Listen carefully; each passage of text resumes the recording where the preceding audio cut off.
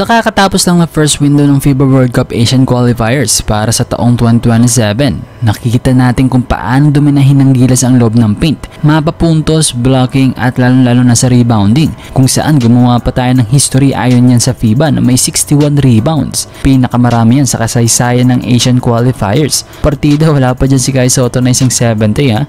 Ito yung problemang matagal nang pinapangarap ng Gilas no? Yung literal na malaking problema dahil meron ka ba namang tatlong 6'10 at isang 7'3 na paiikutin sa iyong lineup.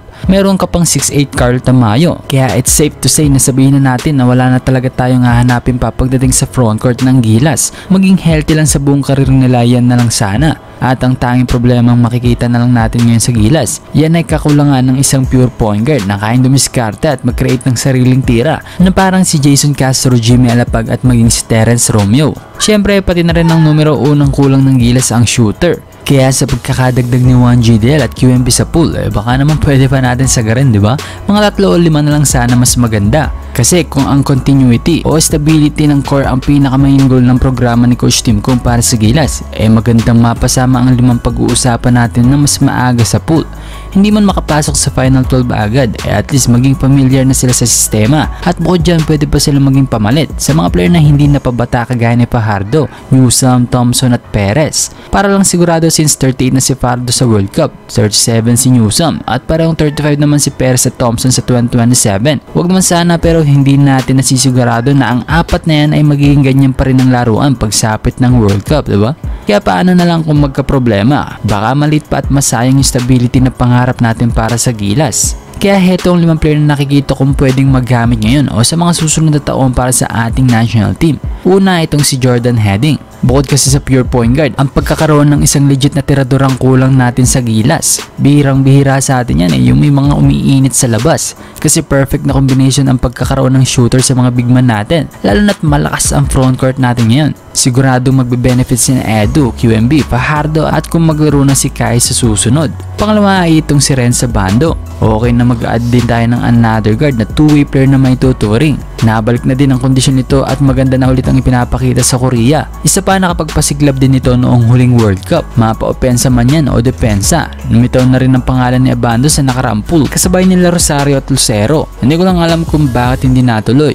Ang pangatlo naman ay itong si Francis Lopez. Honestly, nag-doubt ako sa magiging laro ni Lopez sa B-League dahil bukod sa mga puro import ang kapalitan niya doon, hindi na lang siya ang athletic na player sa liga na pwede niyang daanin na lang palagi sa taas ng talon. Pero yun nga, pinatunayan ni Lopez na mali ako. Dahil kahit na limitado ang oras dahil sa mga kasabayang world imports, nagagawa pa rin niyang umambag bilang role player. Mapa-opensa lalong-lalo na sa depensa. Tsaka patuloy ang pag-improve nito sa kanyang outside shooting at kung magtuloy-tuloy yan, hindi magiging mahirap na bunutin si Lopez sa mga susunod na window kung siya nga ay kasama na sa pool.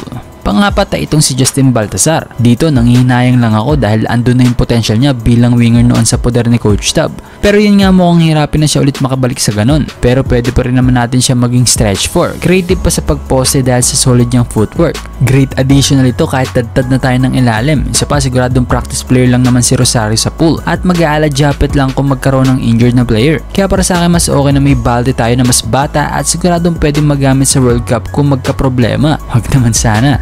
At ang panghuli ay itong si Gio Chu, 6'9", 6'10" na patuloy yung pagtigas sa ilalim ng basket. Malaking in-improve nito sa Japan at lalo pa siyang pinapatigas ng MPBL. Isa pa ang kabatch niya ang mga young guns ngayon sa Gilas at minsan na rin niyang nakasama ang mga ito noon sa Batang Gilas at Gilas ni Coach Tab Baldwin. Sila nga mga brody ang ninanais kung mapadagdag sa pool. Bukod sa mga bata pa sila, may mga international experience na rin ang mga ito mula sa kanilang mga pro career at maging sa Gilas. Dahil yun nga, uulitin ko, hindi napabata ang ilan sa mga player ng Pilipinas. At para mapanatili ang sinasabing continuity ni Coach Tim Cone, mas magandang magdagdag pa ng mga bata, diba? Si Japet out na, si Fardo last World Cup na yan sigurado. Si Newsome depende pa din kung mapapanatili niya ang ganyang laro hanggang World Cup. Habang si Thompson at Perez umiidad na. Itong si Rosario naniniwala akong practice player lang talaga yan kaya nasa pool. Si Juan GDL kasama yan sa mga gusto kong ipasok sa pool pero buti nakapasok na. Marami pang panggilas talaga like Belangel, Winston, Stockton, Tolentino, Bolick, Navarro, Aranya at iba pa. Pero kayo mga brody, ano masasabi nyo? Kailangan pa bang dagdagan ng mga nasa pool o hindi na?